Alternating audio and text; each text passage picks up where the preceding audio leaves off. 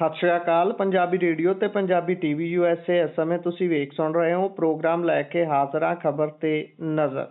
ਖਬਰ ਤੇ ਨਜ਼ਰ ਪ੍ਰੋਗਰਾਮ ਦੇ ਵਿੱਚ ਦੇਸ਼ ਵਿਦੇਸ਼ ਦੇ ਨਾਲ ਜੁੜੀਆਂ ਹੋਈਆਂ ਅਹਿਮ ਤੇ ਵੱਡੀਆਂ ਖਬਰਾਂ ਦੇ ਉੱਪਰ ਪਾਈਦਾ ਚਾਨਣਾ, ਜਿਨ੍ਹਾਂ ਦਾ ਵਿਸ਼ਲੇਸ਼ਣ ਕਰਨ ਦੇ ਲਈ ਸਾਡੇ ਨਾਲ ਹਰ ਰੋਜ਼ ਦੀ ਤਰ੍ਹਾਂ ਸਾਥ ਹੁੰਦਾ ਹੈ ਸੀਨੀਅਰ ਪੱਤਰਕਾਰ ਮਿੰਟੂ ਗੁਰੂਸਰੀਆ ਜੀ ਦਾ। ਕਰਦੇ ਹਾਂ ਉਹਨਾਂ ਦਾ ਪ੍ਰੋਗਰਾਮ ਦੇ ਵਿੱਚ ਨਿੱਘਾ ਸਵਾਗਤ। ਬਹੁਤ ਬਹੁਤ ਸਵਾਗਤ ਹੈ ਜੀ। ਜੀ ਸ਼ੁਕਰੀਆ ਸਾਰਿਆਂ ਨੂੰ। ਸਤਿ ਸ੍ਰੀ ਅਕਾਲ ਜੀ। ਸਤਿ ਸ਼੍ਰੀ ਅਕਾਲ ਜੀ।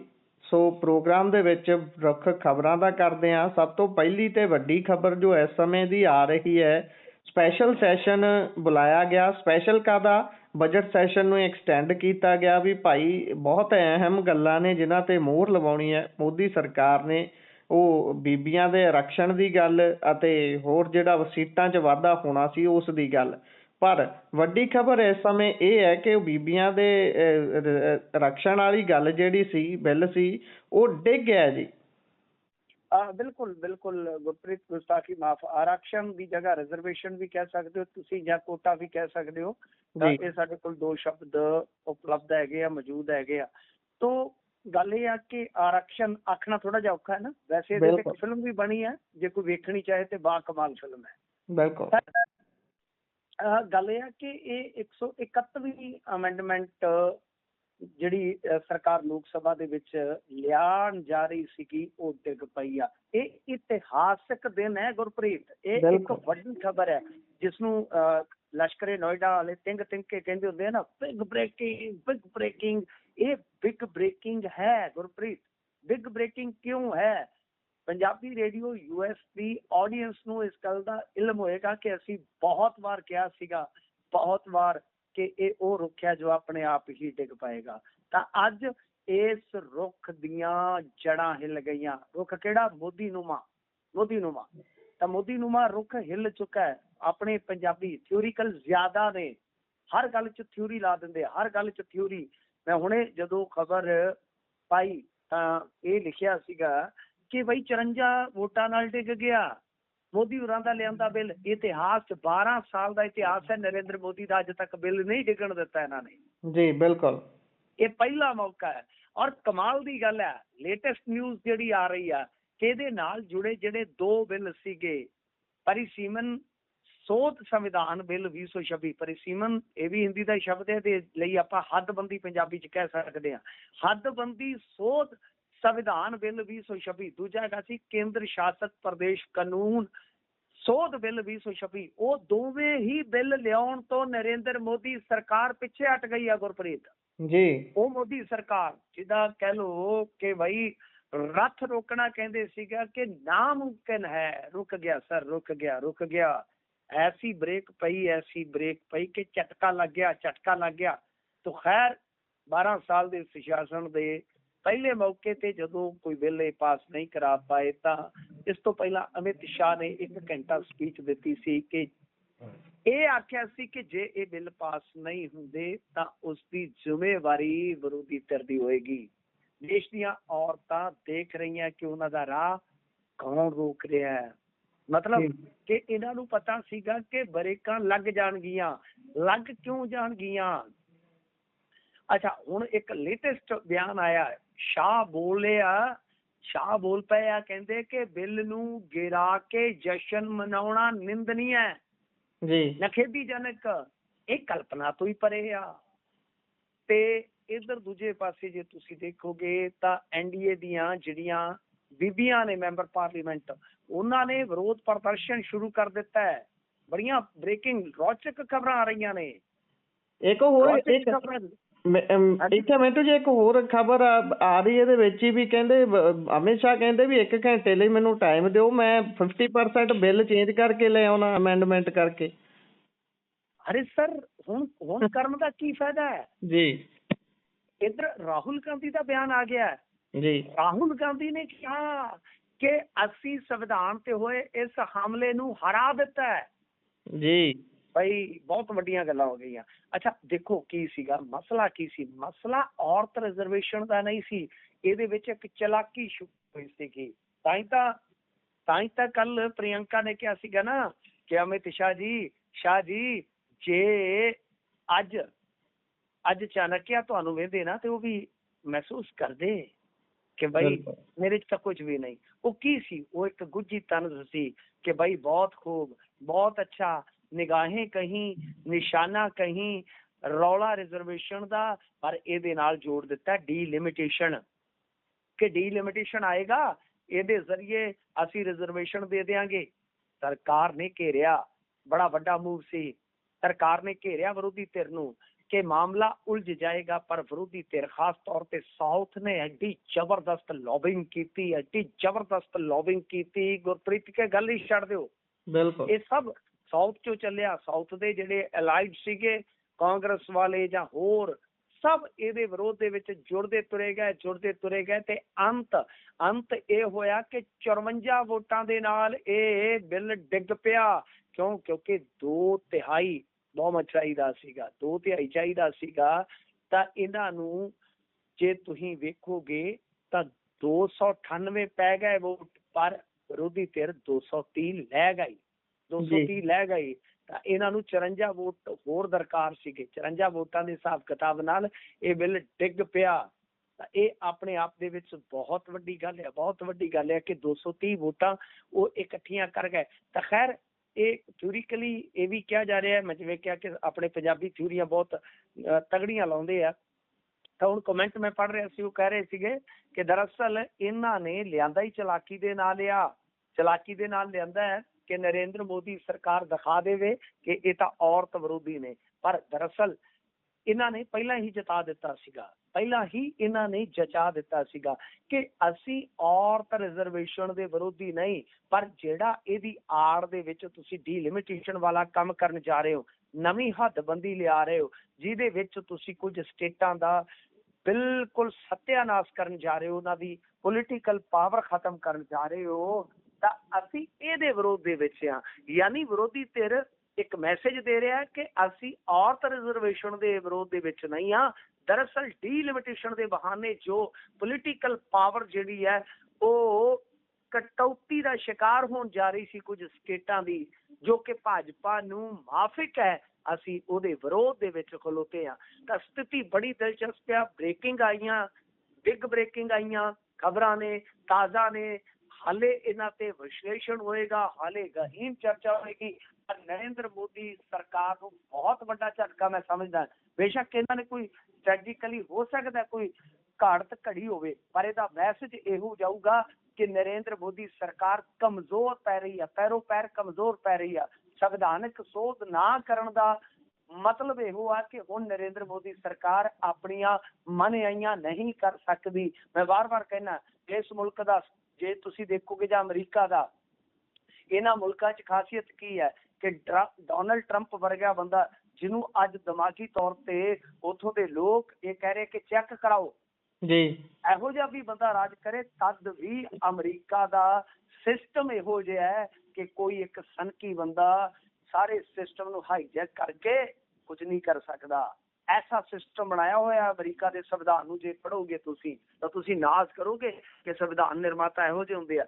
ਉਸੇ ਤਰ੍ਹਾਂ ਹੀ ਠੀਕ ਹੈ, ਉੱਡਾ ਸ਼ਾਇਦ ਹੋ ਸਕਦਾ ਹੈ ਕਿ ਸਾਡਾ ਸਿਸਟਮ ਉੱਡਾ ਨਾ ਹੋਵੇ, ਪਰ ਮੈਂ ਜਿੰਨਾ ਕੁ ਸਮਝਿਆ ਇੱਥੇ ਵੀ ਚੈੱਕ ਬੈਲੈਂਸ ਇਸ ਤਰ੍ਹਾਂ ਦੇ ਹੈਗੇ ਨੇ ਗੁਰਪ੍ਰੀਤ, ਕਿ ਕੋਈ ਵੀ ਡਿਕਟੇਟਰ ਰੁਚੀਆਂ ਵਾਲਾ ਜਿਹੜਾ ਮਰਜ਼ੀ ਆ ਜਾਵੇ ਉਹ ਆਪਣੀਆਂ ਮਨਿਆਈਆਂ ਨਹੀਂ ਕਰ ਸਕਦਾ। ਅੱਜ ਵੀ ਉਸੇ ਹੀ ਸਿਸਟਮ ਦੇ ਵਿੱਚ ਨਰਿੰਦਰ ਮੋਦੀ ਫਸ ਕੇ ਰਹਿ ਗਏ ਆ। ਯਾਨੀ ਜੋ ਇਹ ਮਰਜ਼ੀ ਕਰ ਲੈਣ, ਜਿੰਨਾ ਮਰਜ਼ੀ ਜ਼ੋਰ ਲਾ ਲੈਣ, ਇੱਕ ਮੈਸੇਜ ਬਿਲਕੁਲ ਸਪਸ਼ਟ ਆ ਕਿ ਨਰਿੰਦਰ ਮੋਦੀ ਐਂਡ ਮੋਟਾ ਬਾਈ ਜੋੜੀ ਹੈ ਗੁਜਰਾਤੀਆਂ ਦੀ, ਜਿਹੜੀ ਕਮਜ਼ੋਰ ਪੈ ਗਈ।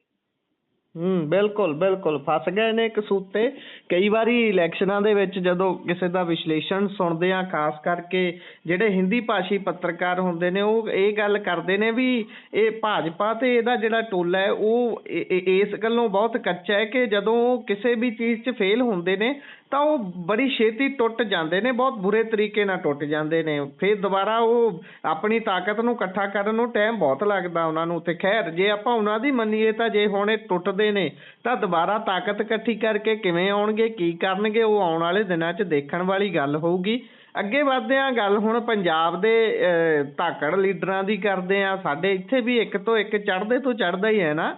ਸਾਡੀ ਪੰਜਾਬ ਦੀ ਸਿਆਸਤ ਦੇ ਵਿੱਚ ਗੱਲ ਜਨਾਬ ਮੁੰਡੀਆਂ ਹੁਣਾਂ ਦੀ ਕਰਦੇ ਆ। ਮੁੰਡੀਆਂ ਹੁਣੀ ਟਰਾਲੀ ਵਾਲੇ ਮਾਮਲੇ 'ਚ ਗਿਫਟ ਕਰਕੇ ਹਾਲੇ ਖਹਿੜਾ ਛੁੱਟਿਆ ਨਹੀਂ ਸੀ ਉਸ ਮਾਮਲੇ ਤੋਂ ਉਹਨਾਂ ਦਾ, ਕਿ ਇੱਕ ਹੋਰ ਸਹੇੜ ਲਿਆ। ਇੱਕ ਕਥਿਤ ਵੀਡੀਓ ਘੁੰਮ ਰਹੀ ਹੈ ਜਿਸ ਦੇ ਵਿੱਚ ਇਲਜ਼ਾਮ ਲੱਗ ਰਹੇ ਨੇ ਵੀ ਭਾਈ 30 ਲੱਖ ਰੁਪਏ 'ਚ ਸਰਪੰਚੀ ਦਵਾਈ ਜਾਂਦੇ ਨੇ ਜਨਾਬ। ਹਾਂ, ਮੁੰਡੀਆਂ ਬਿਲਕੁਲ। ਅੱਗੇ ਮੁੰਡੀਆਂ ਮਸ਼ਹੂਰ ਹੁੰਦੀਆਂ ਸਨ, ਦਿਲ ਵੱਟੇ ਦੇਵੇ ਭੈੜਾ ਛੱਲੇ ਮੁੰਡੀਆਂ ਹੈ, ਤਾਂ ਅੱਜ ਕੱਲ ਮੁੰਡੀਆਂ ਮਸ਼ਹੂਰ ਨੇ। ਤਾਂ ਬਈ ਇਹਨਾਂ ਦਾ ਸਿਸਟਮ ਤੇ ਹੁਣ ਤੁਹਾਨੂੰ ਪਤਾ ਹੀ ਆ ਖਲਾਰੇ ਵਾਲਾ ਹੋ ਗਿਆ ਸਾਹਿਬ। ਐਂਡ ਤੇ ਆ ਕੇ ਇਹੀ ਕੁਛ ਹੁੰਦਾ ਹੈ। ਮੈਂ ਕਿਹਾ ਸੀਗਾ ਕਿ ਬਈ ਤੁਸੀਂ ਵੇਖਿਓ ਜਿਵੇਂ ਜਿਵੇਂ ਸਮਾਂ ਆਏਗਾ ਇਹਨਾਂ ਦੇ ਖਿਲਾਫ ਬੋਲਾਂ ਨੇ ਵੀ ਸਿਰ ਚੁੱਕਣਾ ਹੈ ਤੇ ਇਹਨਾਂ ਦੇ ਆਪਣੇ ਖਿਲਾਰੇ ਵੀ ਪੈਣੇ ਆ। ਇਹ ਸਭ ਨੂੰ ਪਤਾ ਹੀ ਆ ਕਿ ਹੁਣ ਸਾਰਾ ਕੁਝ ਕਿੱਦਾਂ ਚੱਲ ਰਿਹਾ ਵਾ। ਦੇਖੋ, ਮੁੰਡੀਆਂ ਤੇ ਦੋਸ਼ ਜਿਹੜਾ ਲਾਇਆ ਉਹ ਧਰਮਜੀਤ ਗਿੱਲ ਨੇ ਲਾਇਆ, ਜਿਹੜਾ ਕਿ ਖੁਦ ਮੋਤਬਰ ਆਦਮੀ ਆ ਤੇ ਹੁਣ ਵੀ ਸਹਿਕਾਰੀ ਸਭਾ ਦੀ ਚੋਣ ਲੜ ਰਿਹਾ ਸੀਗਾ। ਉਸਨੇ ਕਿਹਾ ਕਿ ਮੈਂ ਲੰਮੇ ਸਮੇਂ ਤੋਂ ਸਰਪੰਚ ਰਿਹਾ ਵਾਂ ਤੇ ਐਤਕੀ ਵੀ ਕਾਗਜ਼ ਪਏ ਸੀ, ਪਰ ਕਥਿਤ ਤੌਰ ਤੇ ਮੁੰਡੀਆਂ ਨੇ ਕਿਹਾ ਕਿ 30 ਲੱਖ ਰੁਪਈਆ ਦੇ ਦੇ, ਲੈ ਸਰਪੰਚੀ ਪੈਸਾ ਸਰਕਾਰੀ ਖਾਵਾਂਗੇ। ਐਤਕੀ ਤੇ ਤੁਹਾਨੂੰ ਪਤਾ ਹੀ ਆ ਬਈ ਕਿਵੇਂ ਦਾ ਹਿਸਾਬ ਕਿਤਾਬ ਸੀ ਕਿ ਸਰਪੰਚੀ ਲੈਣੀ ਕੋਈ ਖਾਲਾ ਜੀ ਦਾ ਵਾੜਾ ਥੋੜੀ ਸੀ। ਉਹ ਕਹਿੰਦੇ ਕਿ 30 ਲੱਖ ਰੁਪਈਆ ਮੰਗਿਆ, ਜੇ ਮੈਂ ਨਹੀਂ ਦਿੱਤਾ ਤੇ ਉਸ ਤੋਂ ਬਾਅਦ ਮੇਰੇ ਕਾਗਜ਼ ਰੱਦ ਹੋ ਗਏ ਤੇ ਹੁਣ ਜਦੋਂ ਮੈਂ ਸਹਿਕਾਰੀ ਸਭਾ ਦੀ ਚੋਣ ਲੜਨ ਲੱਗਾ ਵਾਂ ਤੇ ਇੱਥੇ ਵੀ ਅੜਚਨ ਡਿੱਕੇ। ਉਧਰ ਮੁੰਡੀਆਂ ਸਾਹਿਬ ਤੇ ਇਹਨਾਂ ਗੱਲਾਂ ਤੋਂ ਇਨਕਾਰੀ ਆ। ਵੈਸੇ ਤੇ ਅੱਜ ਕੱਲ੍ਹ ਫੋਨ ਘੱਟ ਚੱਕਦੇ ਨੇ, ਪਰ ਅੱਜ ਟ੍ਰਿਬਿਊਨ ਦੇ ਵਿੱਚ ਉਹਨਾਂ ਦਾ ਵਰਜ਼ਨ ਵੇਖਣ ਨੂੰ ਮਿਲ ਸਕਦਾ ਹੈ। ਜੇ ਆਪਾਂ ਵੇਖੀਏ ਤਾਂ ਉੱਥੇ ਉਹਨਾਂ ਨੇ ਸਫਾਈ ਦਿੱਤੀ ਆ। ਇੱਕ ਹੋਰ ਅਖਬਾਰ ਦੇ ਵਿੱਚ ਵੀ ਉਹਨਾਂ ਦਾ ਵਰਜ਼ਨ ਲੱਗਾ ਹੈ। ਉਹ ਕਹਿੰਦੇ ਆ ਕਿ ਇਹ ਬਿਲਕੁਲ ਬੇਬੁਨਿਆਦ ਅਤੇ ਝੂਠੇ ਦੋਸ਼ ਹਨ। ਮੇਰਾ ਕਿਸੇ ਨਾਲ ਕਿਸੇ ਤਰ੍ਹਾਂ ਦਾ ਕੋਈ ਲੈਣਾ ਦੇਣਾ ਨਹੀਂ, ਕੋਈ ਵਿਵਾਦ ਨਹੀਂ ਹੈ ਤੇ ਨਾ ਹੀ ਪੈਸਿਆਂ ਦੀ ਗੱਲ ਉਹ ਮੰਨੇ ਆ ਤੇ ਕਹਿੰਦੇ ਕਿ ਇਹ ਉਹਨਾਂ ਦੀ ਛਵੀ ਖਰਾਬ ਕਰਨ ਦੀ ਸਾਜ਼ਿਸ਼ ਹੈ। ਦੇਖੋ, ਗੱਲ ਇਹ ਆ ਕਿ ਛਵੀ ਤੇ ਖਰਾਬ ਹੋ ਗਈ ਮੁੰਡੀਆਂ ਸਾਹਿਬ, ਛਵੀ ਤੇ ਖਰਾਬ ਹੋ ਗਈ। ਕੋਈ ਸੋਚ ਕੇ ਦੇਖੋ, ਏਦਾਂ ਆਮ ਬੰਦਾ ਸਧਾਰਨ ਬੰਦਾ ਸਰਕਾਰ ਨਾਲ, MLA ਨਾਲ, ਮੰਤਰੀ ਨਾਲ ਮੱਥਾ ਕਿਉਂ ਲਾਏਗਾ? ਭਰਿਆ PTI ਲਾਉਂਦਾ ਹੈ। ਤੇ ਦੂਜੀ ਗੱਲ ਇਹ ਆ ਕਿ ਮੁੰਡੀਆਂ ਸਾਹਿਬ ਨੇ ਜੇ ਮੰਨ ਲਓ ਐਸਾ ਕੁਛ ਨਹੀਂ ਹੋਇਆ ਤਾਂ ਕੀ ਕੋਈ ਸ਼ਿਕਾਇਤ ਦਰਜ ਕਰਾਈ ਹੈ ਉਹਨਾਂ ਦੇ ਖਿਲਾਫ? ਕੇਸ ਕਰਨਗੇ। ਜਿਹੜੇ ਬੰਦੇ ਇਸ ਤਰ੍ਹਾਂ ਦੀ ਗੱਲ ਕਰਦੇ ਉਹ ਕੱਚੀ ਗੱਲ ਨਹੀਂ ਕਰਦੇ ਹੁੰਦੇ। ਤੇ ਦੂਜੀ ਗੱਲ ਆ ਕਿ ਗੁਰਪ੍ਰੀਤ ਕੋਈ ਮੰਨੇ ਜਾਂ ਨਾ ਮੰਨੇ, ਸਰਪੰਚੀ ਦੇ ਸੌਦੇ ਹੋਏ ਆ, ਹੁਣੇ ਸਟਾਰਟ ਹੋ ਗਏ। ਸਰਪੰਚੀ ਦੇ ਸੌਦੇ ਕਾ ਹੋਣਗੇ। ਕਾਂਗਰਸ ਸਰਕਾਰ ਦੇ ਵਿੱਚ ਇਹਨਾਂ ਦੇ ਰੇਟ ਚੱਲੇ ਸੀਗੇ, ਬਹੁਤ ਥੈਲੇ ਚੱਲੇ ਤੇ ਐਤਕੀ ਤੇ ਤੁਸੀਂ ਵੇਖੋ ਕਿ ਸਰਪੰਚੀ ਦਾ ਇਲੈਕਸ਼ਨ ਜਿਹੜੀ ਸਰਕਾਰ 'ਚ ਆ ਗਿਆ ਤਾਂ ਸਮਝ ਲਓ ਕੁਝ ਲੀਡਰ ਤੇ ਮਾਲਾਮਾਲ ਹੋ ਗਏ, ਮਾਲਾਮਾਲ ਵੀਕਲੀ ਜੀ। ਤੇ ਹੁਣ ਹੌਲੀ ਹੌਲੀ ਇਹ ਚੀਜ਼ਾਂ ਨਿਕਲ ਗਈਆਂ। ਅੱਗੇ ਵੀ ਇਸ ਤਰ੍ਹਾਂ ਦੇ ਦੋਸ਼ ਆਪਾਂ ਵੇਖੇ ਨੇ। ਤਾਂ ਕਥਿਤ ਤੌਰ ਤੇ ਮੇਰੇ ਖਿਆਲ ਦੇ ਨਾਲ ਇਹ ਜਿਹੜੇ ਦੋਸ਼ ਲਾਏ ਗਏ ਨੇ ਗੁਰਪ੍ਰੀਤ, ਇਹਨਾਂ ਨੂੰ ਕਿਤੇ ਨਾ ਕਿਤੇ ਇਨਵੈਸਟੀਗੇਸ਼ਨ ਦਾ ਪਾਰਟ ਬਣਾਉਣਾ ਚਾਹੀਦਾ ਹੈ, ਬਿਆਨ ਦਰਜ ਕਰਵਾਉਣੇ ਚਾਹੀਦੇ। ਮਾਨ ਸਾਹਿਬ ਤੇ ਜ਼ੀਰੋ ਟੋਲਰੈਂਸ ਰੱਖਦੇ ਆ। ਅਜੇ ਪਰਸੋਂ ਤੇ ਉਹ ਉਪਦੇਸ਼ ਦੇ ਕੇ ਹਟੇ ਆ ਕਿ ਬਾਈ ਆਪਣੀਆਂ ਲੈਣਾਂ ਦੇਣੀਆਂ ਕਲੀਅਰ ਕਰ ਲਓ। ਕਿਸੇ ਨੇ ਕੋਈ ਭੁਜੀਆ ਲਿਆ ਬੀਕਾਨੇਰੀ ਹੱਟੀ ਤੋਂ, ਕਿਸੇ ਨੇ ਕੋਈ ਬਾਲੂ ਸ਼ਾਹੀਆ ਲਿਆ, ਭਾਈ ਬਿੱਲ ਕਲੀਅਰ ਕਰ ਦਿਓ। ਇਹ ਨਾ ਹੋਵੇ ਕੋਈ ਤੁਹਾਡੇ ਘਰ ਦੇ ਅੱਗੇ ਆ ਕੇ ਖਲੋ ਜਾਵੇ ਕਿ ਲਿਆ ਬਈ ਪੈਸੇ ਦੇ ਤੇ ਫਿਰ ਮੈਂ ਬਖਸ਼ਣਾ ਕੋ ਨਹੀਂ। ਪਰ ਇੱਥੇ ਤੇ ਦੂਜੇ ਤੀਜੇ ਦਿਨ ਫਿਰ ਦੋਸ਼ ਲੱਗਿਆ। ਜ਼ੀਰੋ ਟੋਲਰੈਂਸ ਵਾਲਿਆਂ ਨੂੰ ਕਿਰਪਾ ਕਰਕੇ ਬੇਨਤੀ ਹੈ ਕਿ ਤੁਸੀਂ ਇਹਦੀ ਜਾਂਚ ਪੜਤਾਲ ਤੇ ਕਰਵਾਓ, ਬੰਦੇ ਦੇ ਬਿਆਨ ਦਰਜ ਕਰੋ ਤੇ ਜੇ ਮੰਨ ਲਓ ਦੂਜਿਆਂ ਦੇ ਖਿਲਾਫ ਤੁਸੀਂ ਵਿਜੀਲੈਂਸ ਲਾ ਦਿੰਦੇ ਹੋ, ਪਿੱਛੇ ਪਾ ਦਿੰਦੇ ਹੋ, ਤੇ ਇਹੋ ਜਿਹੀ ਮਾਮਲੇ ਦੇ ਵਿੱਚ ਵੀ ਤੇ ਜਾਂਚ ਪੜਤਾਲ ਹੋਣੀ ਚਾਹੀਦੀ ਆ। ਤੇ ਦੂਜੀ ਗੱਲ ਕਿ ਇਹਨਾਂ ਦੇ ਮੰਤਰੀਆਂ ਨੂੰ ਤੇ ਨਜ਼ਰ ਲੱਗ ਗਈ ਆ, ਲਗੀ ਦੋਸਤੀ ਕੋ ਕਿਸਕੀ ਨਜ਼ਰ ਬਦਲ ਜਾਏਗਾ ਤੂੰ ਨਹੀਂ ਥੀ ਖਬਰ। ਤਾਂ ਨਜ਼ਰ ਲੱਗ ਗਈ ਆ ਕਿ ਵੈਸੇ ਅੱਛਾ ਗੁਰਪ੍ਰੀਤ, ਮੈਨੂੰ ਯਾਦ ਆ ਗਿਆ, ਮੈਂ ਤੁਹਾਨੂੰ ਕੱਲ ਹੀ ਦੱਸ ਰਿਹਾ ਸੀ ਨਾ 24 ਘੰਟੇ ਪਹਿਲਾਂ ਕਿ ਦੂਜਾ ਨੰਬਰ ਕਿਸ ਦਾ। ਬਿਲਕੁਲ ਉਹਦੀ ਵੀ ਗੱਲ ਆਪਾਂ ਛੇੜਨੀ ਸੀ। ਬਿਲਕੁਲ ਉਹ ਤੁਹਾਡੀ ਭਵਿੱਖਬਾਣੀ ਸੱਚੀ ਹੋ ਗਈ ਹੈ। ਹਾਂ, ਮੈਨੂੰ ਛੇੜਿਆ ਘੱਟ ਕਰਿਆ ਕਰੋ, ਮੈਂ ਕਿਤੇ ਓਦਾਂ ਪਤਾ ਨਾ ਬੋਲ ਦੇਵਾਂ। ਉਹ ਵੈਸੇ ਇੱਥੇ ਟੋਟਕਾ ਤੁਸੀਂ ਛੇੜਿਆ ਹੀ ਹੈ। ਤਾਂ ਮੈਂ ਮੁੱਖ ਮੰਤਰੀ ਸਾਹਿਬ ਨੂੰ ਸੁਣ ਰਿਹਾ ਸੀ, ਉਹ ਮੁੱਖ ਮੰਤਰੀ ਸਾਹਿਬ ਇੱਥੇ ਆਦਮਪੁਰ ਰੈਲੀ ਦੇ ਵਿੱਚ ਆਏ ਹੋਏ ਬੋਲ ਰਹੇ ਸੀ। ਕਹਿੰਦੇ ਮੇਰੀ ਮਾਂ ਕਹਿੰਦੀ ਹੈ ਵੀ ਤੂੰ ਇੰਨਾ ਨਾ ਬੋਲਿਆ ਕਰ, ਤੇਰੀ ਜ਼ੁਬਾਨ ਬਹੁਤ ਸੱਚੀ ਹੋ ਜਾਂਦੀ ਹੈ। ਉਦੋਂ ਤੁਹਾਡੀ ਵੀ ਹੋ ਜਾਂਦੀ ਲੱਗਦਾ। ਹਾਂ ਬਿਲਕੁਲ, ਮੈਂ ਕੱਲ ਗੱਲ ਕਹਿ ਰਿਹਾ ਸੀਗਾ ਕਿ ਅਗਲਾ ਨੰਬਰ ਅਰੋੜਾ ਦਾ ਆਏਗਾ। ਸੱਚੀ ਮੈਂ ਸਵੇਰੇ ਨਹਾਉਣ ਲੱਗਾ ਤੇ ਠਾ ਬ੍ਰੇਕਿੰਗ, ਮੈਂ ਕੀ ਹੋ ਗਿਆ, ਬੱਲੇ ਬੱਲੇ। ਮੈਂ ਕਿਹਾ ਓਹੋ ਸ਼ੁਕਰ ਕਰੋ ਕੁਛ ਹੋਰ ਨਹੀਂ ਬੋਲਿਆ। ਤਾਂ ਫਿਲਹਾਲ ਅਰੋੜਾ ਵੀ ਫਸ ਗਏ ਆ, ਅਰੋੜਾ ਵੀ ਕਸੂਤਾ ਫਸ ਗਏ ਆ ਗੁਰਪ੍ਰੀਤ। ਇਹ ਵੀ ਆਪਾਂ ਗੱਲ ਕੀਤੀ ਸੀ, ਯਾਦ ਹੈ ਤੁਹਾਨੂੰ, ਕਿ ਇਹਨਾਂ ਨੂੰ ਇੱਕ ਪਲਾਟ ਅਲਾਟ ਹੋਇਆ ਸੀਗਾ ਇੱਕ ਪਾਲਿਸੀ ਦੇ ਤਹਿਤ। ਫਿਰ ਬਾਅਦ ਦੇ ਵਿੱਚ ਉਸ ਜ਼ਮੀਨ ਦੇ ਟੁਕੜੇ ਤੇ ਇਹਨਾਂ ਨੇ ਹੈਂਪਟਨ ਹੋਮਸ ਨਾਂ ਦਾ ਪ੍ਰੋਜੈਕਟ ਲਿਆਂਦਾ ਸੀ। ਤੁਹਾਨੂੰ ਸ਼ਾਇਦ ਇਹ ਸਾਰੀਆਂ ਗੱਲਾਂ ਯਾਦ ਹੋਣਗੀਆਂ। ਬਿਲਕੁਲ ਉਸੇ ਮਾਮਲੇ 'ਚ ਈਡੀ ਨੇ ਵਲੇਟ ਲਿਆ ਸਰ, ਉਸੇ ਮਾਮਲੇ 'ਚ ਹੀ ਬਹੁਤ ਕਸੂਤੇ ਫਸਣਗੇ। ਮੇਰੀ ਗੱਲ ਯਾਦ ਰੱਖਣਾ ਤੁਸੀਂ, ਅਰੋੜਾ ਸਾਹਿਬ ਵੀ ਕਸੂਤੇ, ਯਾਨੀ ਮੰਤਰੀ ਇਹਨਾਂ ਦੇ ਤਾਂ ਇੱਕ ਇੱਕ ਕਰਕੇ ਵਲੇਟੇ ਜਾ ਰਹੇ ਆ। ਤੁਸੀਂ ਦੇਖਦੇ ਜਾਣਾ ਗੁਰਪ੍ਰੀਤ। ਫਿਰ ਮੇਰੀ ਤਰੀਕ ਯਾਦ ਰੱਖ ਲਓ, ਫਿਰ ਮੈਂ ਕਹਿਣਾ ਕਿ ਤੁਹਾਡੀ ਜ਼ੁਬਾਨ ਸੱਚੀ ਹੋ ਜਾਂਦੀ ਆ। ਗਿਣਤੀ ਦੇ ਦਿਨ 80 ਜਾਂ 90 ਹੋਰ ਦੇਖੋ ਕੀ ਕੁਛ ਹੁੰਦਾ ਸਰ। ਫਾਈਲਾਂ ਬਣ ਰਹੀਆਂ ਨੇ ਸਰ, ਕਹਿ ਲਓ ਕਿ ਇਹਨਾਂ ਦੇ ਅੰਦਰ ਤਰਪਕੇ ਪਿਆ। ਹੋਰ ਤੁਹਾਨੂੰ ਦੱਸ ਦਿਨਾ, ਇੱਕ MLA ਦਾ ਵੀ ਚਿੱਠਾ ਆਉਣ ਵਾਲਾ ਸਾਹਮਣੇ, ਕਾਗਜ਼ਾਤ ਮਿਲ ਗਏ ਨੇ। ਜਿੱਦਣ ਪੀੜਤ ਧਿਰ ਤਿਆਰ ਹੋ ਗਈ ਉਦਣ ਹੀ ਤੜਾਕ ਇੰਟਰਵਿਊਜ਼ ਹੋ ਜਾਣੀਆਂ ਜੇ। ਸਾਰਾ ਕੁਝ ਇਹਨਾਂ ਦਾ ਹਿੱਲਿਆ ਪਿਆ ਅੰਦਰ, ਖਾਤੇ ਇਹਨਾਂ ਦੇ ਪੈਰ ਨਿਕਲੇ ਪਏ ਆ। ਤਦੇ ਹੀ ਜਿਹੜੇ ਮਾਨ ਸਾਹਿਬ ਆ ਉਹ ਗੁੱਸੇ ਦੇ ਵਿੱਚ ਆ, ਤਲਖੀ 'ਚ ਆ ਕਿ ਤੁਸੀਂ ਬੇੜਾ ਗਰਕ ਕਰਨ ਤੇ ਤੁੱਲੇ ਹੋਏ ਹੋ। ਸਾਡੀ ਮਿਹਨਤ ਜਿਹੜੀ ਆ ਇੰਨੇ ਸਾਲਾਂ ਦੀ ਤੁਸੀਂ ਮਿੱਟੀ ਕਰਨ ਤੇ ਤੁੱਲੇ ਹੋਏ ਹੋ। ਤੇ ਮੈਨੂੰ ਤੇ ਵੈਸੇ ਲਾਂਭਾ ਵੀ ਆਇਆ ਅੱਜ, ਤੇ ਕਿਉਂਕਿ ਮੰਤਰੀਆਂ ਦੇ ਮੁੰਡੇ ਉਦਘਾਟਨ ਕਰਦੇ ਫਿਰਦੇ ਸਕੂਲਾਂ ਦੇ ਕਮਰਿਆਂ ਦੇ, ਤਾਂ ਮੈਂ ਕਿਹਾ ਵੀ ਇਹ ਤੇ ਹਜੇ ਪਰਸੋਂ ਤਾਕੀਦ ਕਰਕੇ ਹਟੇ ਆ। ਸੋ ਇਹਨਾਂ ਨੇ ਜਿਸ ਤਰ੍ਹਾਂ ਦਾ ਮਾਹੌਲ ਬਣਾਇਆ ਸੀਗਾ ਗੁਰਪ੍ਰੀਤ, ਉਸ ਮਾਹੌਲ ਦੀ ਖਿੱਦੋ ਹੌਲੀ ਹੌਲੀ ਖਿਲਰ ਰਹੀ ਹੈ। ਹੁਣ ਧਾਲੀਵਾਲ ਹੋਰੀ ਕਿਵੇਂ ਵੱਡੀਆਂ ਇੰਟਰਵਿਊਜ਼ ਦੇ ਰਹੇ ਆ, ਵੱਡੀਆਂ ਸਫਾਈਆਂ। ਉਦੋਂ ਕਹਿੰਦੇ ਹਾਟੀ ਯਾਰ ਉਹ ਪਰਾਂ ਹੋ ਜਾ ਏਦਾਂ ਹੁੰਦਾ। ਟਰਾਲੀ ਦਾ ਕੋਈ ਨਾਂ ਲੈਂਦੇ ਸੀ। ਹੁਣ ਸਫਾਈਆਂ ਦੇ ਰਹੇ ਆ, ਮਤਲਬ ਕਿ ਸਕ੍ਰਿਪਟਡ ਇੰਟਰਵਿਊਜ਼ ਕਰਕੇ ਕਿ ਨਹੀਂ 500 ਕਰੋੜ ਰੁਪਇਆ ਜਿਨ੍ਹਾਂ ਨੇ ਖਾਧਾ, ਕੋਈ ਇਹ 500 ਕਰੋੜ ਦਾ ਮਾਮਲਾ ਸੀ ਜਿਹੜੇ ਮੁੱਦਾ ਚੁੱਕਦੇ ਆ, ਤਾਂ ਫਸ ਗਏ ਆ। ਇਹ ਬਹੁਤ ਕਸੂਤਾ ਫਸ ਗਿਆ ਗੁਰਪ੍ਰੀਤ। ਬਿਲਕੁਲ ਕਸੂਤੇ ਫਸਦੇ ਜਾ ਰਹੇ ਨੇ ਤੇ ਇੱਕ ਤੋਂ ਇੱਕ ਪਾਜ ਇਹਨਾਂ ਦੇ ਉਧੜਦੇ ਜਾ ਰਹੇ ਨੇ। ਅੱਗੇ ਗੱਲ ਤੋਰੀਏ ਤਾਂ ਕਾਂਗਰਸ ਦੇ ਵੱਡੇ ਨੇਤਾ ਦਿੱਲੀ ਸੱਦੇ ਗਏ ਨੇ। ਇਹ ਬੜੇ ਦਿਨਾਂ ਤੋਂ ਵੈਸੇ ਗੱਲ ਚੱਲ ਰਹੀ ਹੈ ਮੀਡੀਆ ਦੀਆਂ ਸਫਾਂ ਦੇ ਵਿੱਚ ਵੀ, ਭਾਈ ਕਾਂਗਰਸ ਨਿਰਾਰਦ ਜੀ ਨਜ਼ਰ ਆਉਂਦੀ ਹੈ ਮੈਦਾਨ ਦੇ ਵਿੱਚ।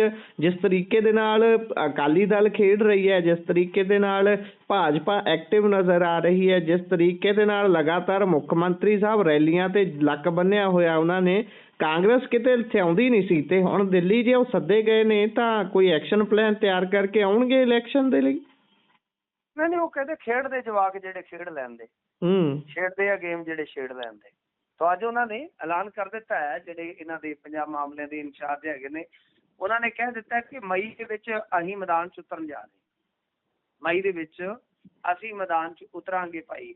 ਤਾਂ ਗੱਲ ਗੁਰਪ੍ਰੀਤ ਇਹ ਆ, ਤੁਹਾਡੀ ਗੱਲ ਬਿਲਕੁਲ ਦਰੁਸਤ ਹੈ। ਮੈਂ ਇਸ ਫੈਕਟ ਦੇ ਨਾਲ ਅੱਖਰ ਸਹਿਮਤ ਹਾਂ ਕਿ ਇਹਨਾਂ ਦਾ ਤਾਂ ਨਾਂ ਲੈਣਾ ਹੀ ਛੱਡ ਦਿੱਤਾ ਓਪੋਜੀਸ਼ਨ ਨੇ। ਨਾ ਅਕਾਲੀ ਲੈਣ, ਨਾ ਭਾਜਪਾ ਵਾਲੇ ਲੈਣ, ਆਮ ਆਦਮੀ ਪਾਰਟੀ ਵਾਲਿਆਂ ਤੇ ਨਾਂ ਲੈ ਕੇ ਕੀ ਕਰਨਾ ਹੈ। ਮਤਲਬ ਕਿ ਕਦੇ ਲੋਕੀ ਤੇ ਸੋਚਦੇ ਕੋਈ ਕਾਂਗਰਸ ਵੀ ਹੁੰਦੀ ਸੀ, ਇਹ ਤਾਂ ਬੋਲਦੇ ਹੀ ਨਹੀਂ। ਪਰ ਹੁਣ ਤਿਆਰੀਆਂ ਹੋਣ ਲੱਗ ਪਈਆਂ ਹੈ ਤੇ ਵੱਡੇ ਨੇਤਾ, ਮੈਂ ਇੱਕ ਤਸਵੀਰ ਵੀ ਡਾਊਨਲੋਡ ਕੀਤੀ ਸੀਗੀ ਜਿਹਦੇ ਵਿੱਚ ਪ੍ਰਤਾਪ ਬਾਜਵਾ ਨਜ਼ਰ ਆ ਰਹੇ ਨੇ, ਵੜਿੰਗ ਸਾਹਿਬ, ਡਾਕਟਰ ਅਮਰ ਸਿੰਘ, ਚਰਨਜੀਤ ਚੰਨੀ, ਰੰਧਾਵਾ, ਬਾਜਵਾ, ਤੇ ਉਹ ਹੱਸ ਰਹੇ ਆ। ਮੈਂ ਕਿਹਾ ਇਹਨਾਂ ਦੇ ਢੁਕਦਾ ਜੇ ਗਾਣਾ, ਹੱਸਦੇ ਹੀ ਰਹਿੰਦੇ ਆ। ਮਤਲਬ ਕਿ ਕੁਝ ਵੀ ਹੋਵੇ, ਬੇੜਾ ਗਰਕ ਹੋ ਜਾਵੇ, ਕਾਂਗਰਸ ਅੱਪ ਹੋ ਜਾਵੇ, ਲੜੀ ਜਾਣ ਘੁਲੀ ਜਾਣ, ਹਾਸਾ ਨਹੀਂ ਬੰਦ ਹੁੰਦਾ।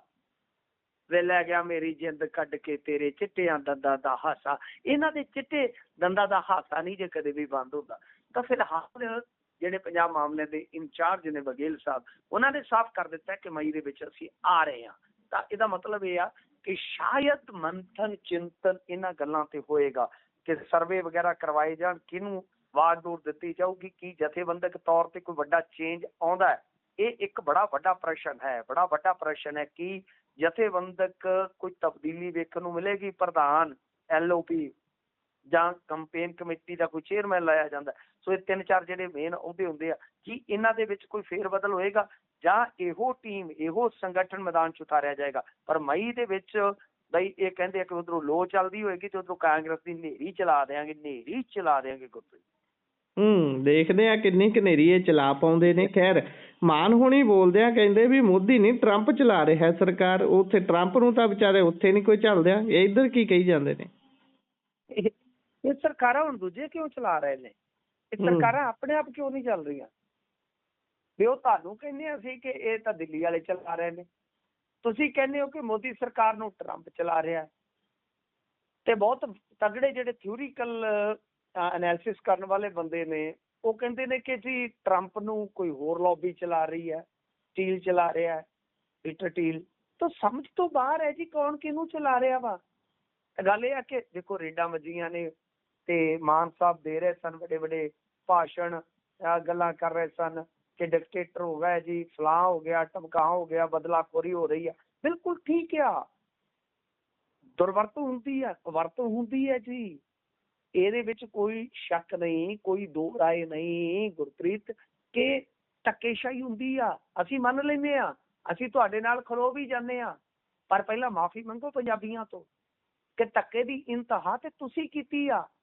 ਜ਼ੁਬਾਨਬੰਦੀ ਏਡੇ ਵੱਡੇ ਪੱਧਰ ਤੇ ਅੱਜ ਤੱਕ ਪੰਜਾਬ ਦੀ ਪੋਲਿਟੀ ਦੇ ਇਤਿਹਾਸ 'ਚ ਨਹੀਂ ਹੋਈ ਜੋ ਤੁਸੀਂ ਕੀਤੀ ਆ, ਜੋ ਤੁਸੀਂ ਕੀਤੀ ਹੈ। ਕਿਸਾਨਾਂ ਨੂੰ ਜੋ ਛਿੱਤਰ ਤੁਸੀਂ ਵਾਹਿਆ ਉਹ ਤੇ ਕਿਸੇ ਨੇ ਨਹੀਂ ਵਾਹਿਆ ਹੋਣਾ। ਜੋ ਵਿਜੀਲੈਂਸ ਦੀ ਵਰਤੋਂ ਤੁਸੀਂ ਕੀਤੀ ਆ, ਜੋ ਪੁਲਿਸ ਦਾ ਇੰਨਾ ਸਿਆਸੀਕਰਨ ਆ ਗੁਰਪ੍ਰੀਤ, ਕਿ ਕੁਝ ਅਫਸਰ ਇਹ ਮਹਿਸੂਸ ਕਰਦੇ ਨੇ ਕਿ ਬਈ ਅਸੀਂ ਤੇ ਆਮ ਆਦਮੀ ਪਾਰਟੀ ਦੇ ਕਾਰਕੁਨ ਜੀ, ਅਸੀਂ ਤਾਂ ਲੀਡਰ ਹੈ। ਹਿਸਾਬ ਲਾ ਲਓ, ਉਹ ਤੇ ਹੋ ਸਕਦਾ ਕਿ ਸਵੇਰੇ ਤੜਕੇ ਜਾ ਕੇ ਇਹਨਾਂ ਦੇ ਮੇਜ਼ ਕੁਰਸੀਆਂ ਸਾਫ਼ ਕਰ ਆਏ ਹੋਣ। ਤੋ ਇੱਧਰ ਇਹ ਜਿਹੜੀ ਰੇਡ ਹੋਈ ਸੀਗੀ ਉਹਦੇ ਵਿੱਚ ਇਹ ਜ਼ਰੂਰ ਚੀਕਾਂ ਮਾਰਦੇ ਆ, ਪਰ ਤੁਸੀਂ ਜਦੋਂ ਜ਼ੁਲਮ ਕਰਦੇ ਹੋ, ਤੁਸੀਂ ਜਦੋਂ ਇੰਤਹਾ ਕਰਦੇ ਹੋ, ਕਿੰਨੇ ਪੇਜ ਉਡਾਏ ਤੁਸੀਂ। ਕਿੰਨੇ ਆ ਜਿਹੜੇ ਪ੍ਰਧਾਨ ਮੰਤਰੀ ਵਰਗੇ ਬੰਦੇ ਵੀ ਚੁੱਕ ਕੇ ਤੁਸੀਂ ਡਿਬਰੂਗੜ੍ਹ ਵਰਗੀਆਂ ਜੇਲ੍ਹਾਂ 'ਚ ਸੁੱਟ ਦਿੱਤੇ, ਕਿੰਨਾ ਚਿਰ ਉਹਨਾਂ ਨੂੰ ਜੇਲ੍ਹਾਂ 'ਚ ਸਾੜਿਆ ਤੁਸੀਂ। ਤਾਂ ਕਹਿਣ ਦਾ ਮਤਲਬ ਕਿ ਤੁਸੀਂ ਵੀ ਤੇ ਆਹ ਕੁਝ ਕਰਦੇ ਹੋ ਨਾ। ਤਾਂ ਬਹਰਹਾਲ ਇੱਕ ਵੱਡੀ ਖਬਰ ਆ ਰਹੀ ਆ, ਬ੍ਰੇਕਿੰਗ ਹੈ ਜੀ। ਆਮ ਆਦਮੀ ਪਾਰਟੀ ਦੇ ਮੰਤਰੀ ਅਰੋੜਾ ਤੋਂ ਇਲਾਵਾ 2 ਪਾਰਟਨਰਾਂ ਤੇ ਵੀ ਰੇਡ ਹੋਈ ਆ। ਉਹੀ ਹੈਂਟਨ ਹੋਮਸ ਦਾ ਮਾਮਲਾ ਹੈ, ਉਹਦੇ ਵਿੱਚ ਵੀ ਉਹ ਦੋਵੇਂ ਹਿੱਸੇਦਾਰ ਹੈ। ਇਹ ਅਧਿਕਾਰੀ ਬੋਲੇ ਆ ਕਿ ਸੱਟਬਾਜ਼ਾਂ ਨੂੰ ਪ੍ਰੋਟੈਕਸ਼ਨ ਦੇ ਕੇ ਮੁਨਾਫੇ ਦੇ ਵਿੱਚ ਹਿੱਸੇਦਾਰੀ ਦਾ ਵੀ ਸ਼ੱਕ ਹੈ। ਬਿਗ ਬ੍ਰੇਕਿੰਗ ਹੀ ਹੋ ਰਹੀ ਅੱਜ, ਤੇ ਬਿਗ ਬ੍ਰੇਕਿੰਗ ਦਾ ਸੀਜ਼ਨ ਚੱਲਣ ਡਿਆ ਜੀ, ਕਮਾਲ ਹੋ ਗਈ ਹੈ। ਤੇ ਇਹ ਤੇ ਮਾਮਲਾ ਫਿਰ ਹੁਣ ਖੁੱਲਦਾ ਨਜ਼ਰ ਆ ਰਿਹਾ ਹੈ। ਭਾਈ ਬਹੁਤ ਕਸੂਤਾ ਹੋ ਜਾਏਗਾ, ਬਹੁਤ ਕਸੂਤਾ ਹੋ ਜਾਏਗਾ। ਉਧਰੋਂ NCB, ਉਧਰੋਂ ED, ਚੱਕ ਲੋ ਹੋਈ ਜਾਂਦੀ ਆ ਗੁਰਪ੍ਰੀਤ। ਪਰ ਗੱਲ ਇਹ ਆ ਕਿ ਜੋ ਤੁਸੀਂ ਜ਼ੋਰ ਹਾਸਲ ਕੀਤਾ ਪਬਲਿਕ ਦੇ ਸਿਰ ਤੇ, ਵੋਟਾਂ ਦੇ ਸਿਰ ਤੇ, ਉਸ ਤੋਂ ਬਾਅਦ ਉਸ ਜ਼ੋਰ ਦੀ ਕਿੰਨੀ ਕਵਰਤੋਂ ਕੀਤੀ ਹੈ ਤੁਸੀਂ। ਘੱਟ ਤੁਸੀਂ ਵੀ ਨਹੀਂ, ਬਿਲਕੁਲ ਘੱਟ ਉਹ ਵੀ ਨਹੀਂ। ਬਿਲਕੁਲ। ਇਸ ਤੋਂ ਅੱਗੇ ਜੇਕਰ ਵਧੀਏ ਤਾਂ ਅੰਮ੍ਰਿਤਪਾਲ ਸਿੰਘ ਹੁਣਾਂ ਦੇ ਮਾਮਲੇ ਦੇ ਵਿੱਚ ਕੱਲ ਖਬਰ ਆ ਰਹੀ ਸੀ ਵੀ ਭਾਈ ਕਹਿੰਦੇ ਅਸਾਮ ਹੀ ਰੱਖੋ, ਬੇਸ਼ੱਕ NSA ਮੁੱਕ ਜਾਵੇ। ਤੇ ਅੱਜ ਜਾਣਕਾਰੀ ਆ ਰਹੀ ਹੈ ਵੀ ਇਹ ਗੱਲ ਪੱਕੀ ਹੋ ਗਈ ਹੈ ਵੀ ਹੁਣ NSA ਨਹੀਂ ਵਧੂਗੀ, ਪਰ ਅਸਾਮ ਤੋਂ ਪੰਜਾਬ ਨਹੀਂ ਆਉਣਗੇ ਅੰਮ੍ਰਿਤਪਾਲ ਸਿੰਘ ਹੁਣੀ। ਹਾਂਜੀ ਦੇਖੋ, ਇਹ ਇੰਟਰਮ ਆਰਡਰ ਦੇ ਦਿੱਤਾ ਹਾਈ ਕੋਰਟ ਨੇ। ਇਹ ਭੱਜ ਕੇ ਹਾਈ ਕੋਰਟ ਦੇ ਵਿੱਚ ਚਲ ਗਏ ਸਨ ਤੇ ਹਾਈ ਕੋਰਟ ਨੇ ਫਿਲਹਾਲ ਕਹਿ ਦਿੱਤਾ ਹੈ ਕਿ ਅੰਮ੍ਰਿਤਪਾਲ ਸਿੰਘ ਦੂਜੇ ਮਾਮਲਿਆਂ ਦੇ ਵਿੱਚ, ਯਾਨੀ NSA ਤਾਂ ਲਗਭਗ ਹਟਣਾ ਜਿਹੜਾ ਤੈਅ ਆ ਗੁਰਪ੍ਰੀਤ। ਉਹਦੇ ਵਿੱਚ ਇੱਕ ਵੱਡਾ ਕਾਰਨ ਇਹ ਹੈ ਨਾ ਕਿ ਅੱਗੇ 23 ਤੋਂ 26 ਤੱਕ ਤਾਂ ਤਕਰੀਬਨ NSA ਲੱਗ ਚੁੱਕਾ ਹੈ। ਹੁਣ ਇਹਦਾ ਇਜ਼ਾਫਾ ਜਿਹੜਾ ਉਹ ਬਿਲਕੁਲ ਜਾਇਜ਼ ਹੈ ਹੀ ਨਹੀਂ। ਵੈਸੇ ਪਿਛਲਾ ਇਜ਼ਾਫਾ ਵੀ ਜਾਇਜ਼ ਨਹੀਂ ਸੀਗਾ, ਮੇਰਾ ਮੰਨਣਾ ਹੈ। ਤਾਂ ਖੈਰ ਹੁਣ NSA ਤਾਂ ਹਟੇਗਾ ਲਗਭਗ ਤੈਅ ਆ। ਪਰ ਪੰਜਾਬ ਸਰਕਾਰ ਜਿਹੜੀ ਹੈ ਨਾ ਉਹ ਅੰਮ੍ਰਿਤਪਾਲ ਸਿੰਘ ਤੋਂ ਵੀ ਡਰੀ ਹੋਈ ਆ, ਬਹੁਤ ਜ਼ਿਆਦਾ ਡਰੀ ਹੋਈ ਆ ਕਿ ਸਿਆਸੀ ਤੌਰ ਤੇ ਅਸੀਂ ਪਹਿਲਾਂ ਹੀ ਕਿਤੇ ਨਾ ਕਿਤੇ ਘੁੰਮਣ ਘੇਰੀ ਦੇ ਵਿੱਚ ਫਸੇ ਆ, ਕਿਤੇ ਹੋਰ ਪੰਗਾ ਨਾ ਪੈ ਜਾਵੇ। ਸੋ ਲਿਹਾਜ਼ਾ ਇਹਨਾਂ ਨੇ ਰੁਖ ਕੀਤਾ ਸੀ ਹਾਈ ਕੋਰਟ ਦਾ, ਕੇਂਦਰ ਨੂੰ ਵੀ ਪੱਤਰ ਲਿਖਿਆ, ਹਵਾਲਾ ਉਹੀ, ਕਿਉਂਕਿ ਸਟੇਟ ਦਾ ਅਧਿਕਾਰ ਹੈ ਲਾਅ ਐਂਡ ਆਰਡਰ ਦਾ, ਤੇ ਕੋਰਟਾਂ ਨੂੰ ਉਹ ਚੀਜ਼ ਕਿਤੇ ਨਾ ਕਿਤੇ ਕੰਸੀਡਰ ਕਰਨੀ ਪੈਂਦੀ ਹੈ।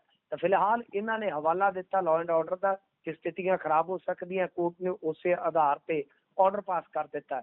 ਪਰ ਮੇਰੇ ਖਿਆਲ ਦੇ ਨਾਲ ਗੁਰਪ੍ਰੀਤ ਇਹ ਕਾਨੂੰਨੀ ਲੜਾਈ ਅੱਗੇ ਵਧੇਗੀ, ਮੈਨੂੰ ਇਉਂ ਲੱਗਦਾ ਹੈ ਇਹ ਲੜਾਈ ਅੱਗੇ ਚੱਲੇਗੀ। ਤੇ ਦੂਜੀ ਗੱਲ ਇਹ ਆ ਕਿ ਅੰਮ੍ਰਿਤਪਾਲ ਸਿੰਘ ਦੀਆਂ ਜ਼ਮਾਨਤਾਂ ਜਿਹੜੀਆਂ, ਕਿਉਂਕਿ ਕੇਸ ਕਾਫੀ ਨੇ, ਮੇਰਾ ਅੰਦਾਜ਼ਾ 10-12 ਕੇਸ ਨੇ, ਉਹ ਜ਼ਮਾਨਤਾਂ 2027 ਤੱਕ ਸਾਰੀਆਂ ਮਿਲ ਜਾਣਗੀਆਂ। ਇਹ ਵੀ ਇੱਕ ਵੱਡਾ ਪ੍ਰਸ਼ਨ ਹੈ, ਕਿਉਂਕਿ ਇਹਨਾਂ ਨੇ ਗ੍ਰਿਫਤਾਰੀ 1 by 1 ਹੀ ਪਾਉਣੀ ਹੈ, ਇਕੱਠੀ ਤਾਂ ਪਾਉਂਦੇ ਨਹੀਂ। ਤਾਂ ਫਿਲਹਾਲ ਵੱਡੀ ਖਬਰ ਹੈ ਅੰਮ੍ਰਿਤਪਾਲ ਸਿੰਘ ਦੇ ਸਮਰਥਕਾਂ ਵਾਸਤੇ, ਕਹਿ ਲਓ ਕਿ ਕਿਤੇ ਨਾ ਕਿਤੇ ਇਹ ਇੱਕ ਝਟਕਾ ਆਇਆ ਹੈ ਕਿ ਅੰਮ੍ਰਿਤਪਾਲ ਸਿੰਘ ਨੂੰ ਫਿਲਹਾਲ ਡਿਬਰੂਗੜ੍ਹ ਜੇਲ੍ਹ ਦੇ ਵਿੱਚ ਹੀ ਰੱਖਿਆ ਜਾਊਗਾ, ਬੇਸ਼ੱਕ NSA ਜਿਹੜਾ ਉਹ ਲੈ ਜਾਵੇ। ਤਾਂ ਦੂਜੇ ਪਾਸੇ ਜੇ ਆਪਾਂ ਦੇਖੀਏ, ਸ਼ਿਰਕਤ ਹੋ ਨਹੀਂ ਰਹੀ ਅੰਮ੍ਰਿਤਪਾਲ ਸਿੰਘ ਦੀ, ਇੱਧਰ ਪੰਜਾਬ ਦੇ ਵਿੱਚ ਆਮਦ ਨਹੀਂ ਹੋ ਰਹੀ। ਪਰ ਇੱਕ ਚੀਜ਼ ਜ਼ਰੂਰ ਆ ਕਿ ਸਿਆਸਤ ਦੇ ਵਿੱਚ ਚਰਚਾ ਜ਼ਰੂਰ ਹੋ ਰਹੀ ਆ। ਤੇ ਆਪਾਂ ਅੱਗੇ ਵੀ ਗੱਲ ਕੀਤੀ ਸੀ ਕਿ ਅੰਮ੍ਰਿਤਪਾਲ ਸਿੰਘ ਵਿਧਾਨ ਸਭਾ ਦਾ ਇਲੈਕਸ਼ਨ ਲੜ ਸਕਦੇ ਆ, ਤਾਂ ਐਸੇ ਸੰਕੇਤ ਵੀ ਮਿਲ ਰਹੇ ਨੇ ਗੁਰਪ੍ਰੀਤ। ਜੀ ਜੀ, ਇਸ ਤੋਂ ਅੱਗੇ ਵੱਧਦੇ ਹਾਂ ਤਾਂ ਇੱਧਰ ਕੇਂਦਰ ਦੀ ਰਾਹਤ ਮਿਲਣ ਤੋਂ ਬਾਅਦ ਹੁਣ ਕੇਂਦਰ ਤੋਂ ਜਦੋਂ ਰਾਹਤ ਦੀ ਖਬਰ ਆ ਗਈ ਹੈ ਤਾਂ ਖਰੀਦ ਤੇਜ਼ੀ ਦੇ ਨਾਲ ਹੋਣੀ ਸ਼ੁਰੂ ਹੋ ਗਈ ਹੈ। ਵੈਸੇ ਤਾਂ ਅੱਜ ਮੈਂ 3-4 ਮੰਡੀਆਂ ਦਾ ਦੌਰਾ ਕਰਕੇ ਦੇਖਿਆ, ਉੱਥੇ ਲਗਾਤਾਰ ਭਰਾਈ ਤਾਂ ਚੱਲੀ ਜਾਂਦੀ ਸੀ। ਉਹ ਕਹਿੰਦੇ ਵੀ ਭਰਾਈ ਲਗਾਤਾਰ ਚੱਲ ਰਹੀ ਹੈ ਤੇ ਇੱਧਰ ਮਾਰਕਫੈਡ ਤੇ ਹੋਰ ਪੰਜਾਬ ਦੀਆਂ ਖਰੀਦ ਏਜੰਸੀਆਂ ਖਰੀਦ ਕਰ ਰਹੀਆਂ ਸੀ ਤੇ ਹੁਣ ਸ਼ਾਮ ਤੱਕ ਖਬਰ ਆ ਗਈ ਹੈ ਵੀ FCI ਵੀ ਮਿਲ ਕੇ ਮਨਜ਼ੂਰੀ ਉਹਨਾਂ ਨੂੰ। ਬਿਲਕੁਲ ਗੁਰਪ੍ਰੀਤ, ਇਹ ਅੱਜ ਮਨਜ਼ੂਰੀ ਮਿਲਣ ਦੀ ਸੰਭਾਵਨਾ ਸੀ ਤਾਂ ਮਿਲ ਗਈ ਆ। ਤਾਂ ਰਿਆਇਤ ਦੇ ਦਿੱਤੀ ਗਈ ਆ ਟੁੱਟੇ ਦਾਣੇ ਦੇ ਵਿੱਚ, ਬਦਰੰਗ ਦਾਣੇ ਦੇ ਵਿੱਚ। ਤਾਂ ਧੜਾ ਧੜ ਹੁਣ ਕਣਕ ਦੀ ਖਰੀਦ ਹੋਏਗੀ। ਉਹ ਹੋਣੀ ਵੀ ਜ਼ਰੂਰੀ ਆ ਕਿਉਂਕਿ ਖੇਤਾਂ ਦੇ ਵਿੱਚ ਤੇ ਕਣਕ ਬਚੀ ਕੋਈ ਨਹੀਂ, ਤੇ ਕਣਕਾਂ ਜਦੋਂ ਖੇਤਾਂ ਦੇ ਵਿੱਚ ਨਹੀਂ ਬਚਦੀਆਂ ਗੁਰਪ੍ਰੀਤ ਤਾਂ ਇਹਦਾ ਮਤਲਬ ਹੈ ਕਿ ਉਹ ਜਾਂ ਤੇ ਘਰਾਂ 'ਚ ਰੱਖੀਆਂ ਹੋਣਗੀਆਂ ਕਿਸਾਨਾਂ ਨੇ ਜਾਂ ਮੰਡੀ 'ਚ। ਪਰ ਚੁਕਾਈ ਹੁਣ ਤੱਕ ਹੋਈ ਨਹੀਂ ਕਿਉਂਕਿ ਸੁਚਾਰੂ ਢੰਗ ਦੇ ਨਾਲ ਖਰੀਦ ਹੋਈ ਨਹੀਂ ਸੀ। ਫਿਲਹਾਲ ਅੱਜ ਜਦੋਂ ਇਹ ਪੱਤਰ ਜਾਰੀ ਹੋਇਆ, ਖਰੀਦ ਏਜੰਸੀਆਂ ਨੂੰ ਵੀ ਸੁੱਖ ਦਾ ਸਾਹ ਆਇਆ ਕਿਉਂਕਿ ਉਹਨਾਂ ਦੀ ਵੀ ਜਾਨ ਮੁੱਠੀ 'ਚ ਆਈ ਸੀ ਕਿ ਜੇ ਇਸ ਸਟੈਂਡਰਡ ਦੇ ਨਾਲ ਅਸੀਂ ਖਰੀਦ ਕਰਾਂਗੇ ਤਾਂ ਰਿਕਵਰੀ ਸਾਡੇ ਸਿਰ ਪੈ ਜਾਣੀ ਆ। ਪਰ ਇੱਕ ਗੱਲ ਦਾ ਗੁਰਪ੍ਰੀਤ ਮੇਰੇ ਖਿਆਲ ਦੇ ਨਾਲ ਸਾਨੂੰ ਗਿਲਾ ਰਹੇਗਾ। ਉਹ ਗਿਲਾ ਕੀ ਹੈ ਜੀ? ਗਿਲਾ ਕੀ ਆ? ਉਹ ਸ਼ਿਕਵਾ ਕੀ ਆ? ਸ਼ਿਕਵਾ ਇਹ ਹੈ ਕਿ ਜੇ ਆਪਾਂ ਦੇਖੀਏ ਬਈ ਸਿਆਸੀ ਪਖੰਡਬਾਜ਼ੀ ਕਿਉਂ? ਜਦੋਂ ਪਤਾ ਸੀ ਕਿ ਸਾਡੀਆਂ ਗਵਰਨਮੈਂਟ ਏਜੰਸੀਆਂ ਜਿਹੜੀਆਂ ਉਹ ਇੱਕ ਤਰ੍ਹਾਂ ਨਾਲ ਹੱਥ ਖੜੇ ਕਰ ਗਈਆਂ ਕਿ ਅਸੀਂ ਖਰੀਦ ਨਹੀਂ ਕਰਨੀ, ਤਾਂ ਫਿਰ ਤੁਸੀਂ ਜਾ ਕੇ ਮੰਡੀਆਂ ਦੇ ਵਿੱਚ ਭਾਅ ਲਾਈ ਜਾਂਦੇ ਹੋ, ਕਦੇ ਕੁਛ ਕਰੀ ਜਾਂਦੇ ਹੋ, ਕਦੇ ਕੁਛ ਕਰੀ ਜਾਂਦੇ ਹੋ। ਔਰ ਕਮਾਲ ਦੀ ਗੱਲ ਆ ਕਿ ਜਿਹੜੇ ਅਫਸਰਾਨ ਨੇ ਉਹ ਦਫ਼ਤਰ ਛੱਡ ਕੇ, ਮਸਲਨ ਕੋਈ ਮੰਤਰੀ ਆਉਂਦਾ ਤਾਂ DC ਆਉਂਦਾ, ਨਾਲ DFSC ਆ ਜਾਂਦਾ। ਤੁਸੀਂ ਮੈਨੂੰ ਦੱਸੋ ਗੁਰਪ੍ਰੀਤ, ਦਫ਼ਤਰਾਂ ਦਾ ਕੰਮ ਨਹੀਂ ਚਲਾਉਣਾ, ਦਫ਼ਤਰੀ ਕੰਮ ਨਹੀਂ ਕਰਨੇ?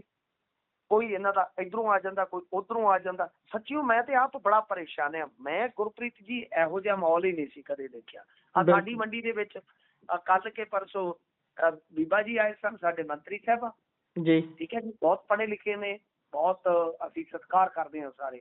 ਉਹ ਲਾ ਕੇ ਗਏ ਉਸੇ ਢੇਰੀ ਤੇ ਅੱਜ ਸੁਖਬੀਰ ਸਿੰਘ ਬਾਦਲ ਆ ਕੇ ਖਲੋ ਗਏ, ਦੋਵੇਂ ਲੋਕਲ ਨੂੰ ਹੈ। ਉਹ ਕਹਿੰਦੇ ਜੀ ਜਿਹੜੀ ਢੇਰੀ ਦੀ ਬੋਲੀ ਲੱਗੀ ਸੀ ਉਹਦੇ ਵਿਕੀ ਨੇ। ਹੁਣ ਉਹ ਕਹਿੰਦੇ ਕਿ ਉਸੇ ਕਿਸਾਨ ਨੇ 4 ਦਿਨਾਂ ਬਾਅਦ ਫੇਰ ਕਣਕ ਸੁੱਟੀ ਤੇ ਆੜਤੀ ਅਕਾਲੀ ਆ। ਲਓ ਕੀ ਕਰੋਗੇ ਤੁਸੀਂ? ਤੇ ਜਦੋਂ ਮਤਲਬ ਕਿੰਨੀਆਂ ਗੁੰਝਲਦਾਰ ਗੱਲਾਂ ਨੇ ਨਾ। ਤਾਂ ਗੱਲ ਇਹ ਆ ਕਿ ਜਦੋਂ ਤੱਕ ਸੁਚਾਰੂ ਢੰਗ ਨਾਲ ਖਰੀਦ ਹੋਣੀ ਹੀ ਨਹੀਂ ਸੀ, ਚੁਕਾਈ ਚੱਲਣੀ ਨਹੀਂ ਸੀ, ਤੇ ਐਵੇਂ ਉੱਥੇ ਲੱਡੂ ਵੰਡਦੇ ਫਿਰੋ, ਕਦੇ ਕੁਛ ਕਰਦੇ ਫਿਰੋ। ਇਹ ਸਿਆਸੀ ਪਖੰਡ ਤੋਂ ਮੈਂ ਬਹੁਤ ਪਰੇਸ਼ਾਨ ਆ। ਮੈਨੂੰ ਆਵਾਜ਼ਾਰੀ ਹੁੰਦੀ ਆ। ਕਿਉਂ? ਕਿਉਂਕਿ ਗੁਰਪ੍ਰੀਤ ਮੈਂ ਮੰਡੀਆਂ 'ਚ ਰਿਹਾ ਵਾਂ, ਮੰਡੀਆਂ 'ਚ ਸੁੱਤਾ ਵਾਂ, ਮੈਂ ਆਪਦਾ ਬਾਪੂ ਰੁਲਦਾ ਦੇਖਿਆ, ਮੈਂ ਖੁਦ ਉੱਥੇ ਰੁਲਿਆ ਵਾਂ। ਬਹੁਤ ਔਖਾ ਹੈ, ਬਹੁਤ ਔਖਾ ਹੈ ਕਿ ਤੁਸੀਂ ਉਹਨਾਂ ਦੇ ਦਰਦਾਂ ਨੂੰ ਘੱਟ ਕਰੋ ਯਾਰ, ਤੁਸੀਂ ਉਹਨਾਂ ਦੇ ਦੁੱਖਾਂ ਨੂੰ ਘੱਟ ਕਰੋ। ਮੇਰਾ ਇੱਕ ਸਵਾਲ ਆ, ਜਦੋਂ ਮਾਰਚ ਅੱਧ ਤੋਂ ਬਾਅਦ ਹੀ ਆਪਾਂ ਨੂੰ ਪਤਾ ਲੱਗ ਗਿਆ ਸੀਗਾ ਕਿ ਮੌਸਮ ਗਿਆ ਕੀ, ਠੀਕ ਹੈ ਜੀ, ਮੀਂਹ ਸ਼ੁਰੂ ਹੋ ਗਏ, ਗੜੇਮਾਰੀ ਸ਼ੁਰੂ ਹੋ ਗਈ, ਤਾਂ ਤੁਸੀਂ ਸੋਚ ਕੇ ਦੇਖੋ ਕਿ ਪੂਰਾ 1 ਮਹੀਨਾ 1 month ਸਟੇਟ ਸਰਕਾਰ ਤੇ ਕੇਂਦਰ ਸਰਕਾਰ ਇਹ ਕੋਆਰਡੀਨੇਸ਼ਨ ਹੀ ਨਹੀਂ ਬਣਾ ਸਕੇ, ਜਦ ਕਿ ਹਰਿਆਣਾ ਜਾਂ ਰਾਜਸਥਾਨ ਉਹਨਾਂ ਨੂੰ ਪਹਿਲਾਂ ਰਿਆਇਤ ਦੇ ਦਿੱਤੀ ਗਈ। ਇਹ ਜਿਹੜੀ ਲੇਟ ਲਤੀਫੀ ਆ, ਜਿਹੜੀ ਉਕਾਈ ਆ, ਉਹ ਤੁਸੀਂ ਕਿਤੇ ਨਾ ਕਿਤੇ ਸਿਆਸੀ ਪਖੰਡਬਾਜ਼ੀ ਦੀ ਆੜ ਦੇ ਵਿੱਚ ਲੁਕਾ ਰਹੇ ਹੋ। ਤੁਹਾਨੂੰ ਤਾਂ ਮਾਫੀ ਮੰਗਣੀ ਚਾਹੀਦੀ ਆ ਮੰਡੀਆਂ 'ਚ ਜਾ ਕੇ ਕਿਸਾਨਾਂ ਦੇ ਕੋਲ। ਬਿਲਕੁਲ, ਇਸੇ ਦੇ ਨਾਲ ਪ੍ਰੋਗਰਾਮ ਦਾ ਸਮਾਂ ਇੱਥੇ ਹੀ ਸਮਾਪਤ ਹੁੰਦਾ। ਤੁਸੀਂ ਜੁੜੇ ਜਾਣਕਾਰੀਆਂ ਸਾਂਝੀਆਂ ਕੀਤੀਆਂ, ਬਹੁਤ ਬਹੁਤ ਧੰਨਵਾਦ ਜੀ। ਧੰਨਵਾਦ।